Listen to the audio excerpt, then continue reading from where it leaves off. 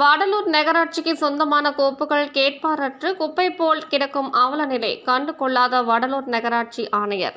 கடலூர் மாவட்டம் வடலூர் நகராட்சியின் பழைய கட்டிடத்தை இடித்துவிட்டு புதிய கட்டிடம் கட்டுவதற்கான பணி மேற்கொள்ளப்பட்ட போது நகராட்சி அலுவலக பணிகளை தற்காலிகமாக நகராட்சிக்கு சொந்தமான அண்ணா மண்டபத்தில் செயல்பட்டு வந்தது.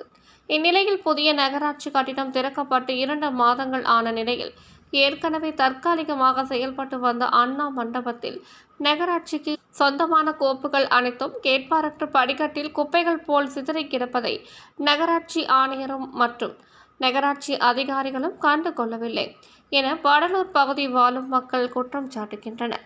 நகராட்சிக்கு சொந்தமான கோப்புகளை கூட முறையாக பராமரிக்க முடியாத அதிகாரிகள் வடலூர் நகரில் வாழும் மக்களின் பிரச்சனைகளை எவ்வாறு தீர்ப்பார்கள் என பொதுமக்கள் மற்றும் சமூக ஆர்வலர்கள் கேள்வி எழுப்பி வருகின்றனர்.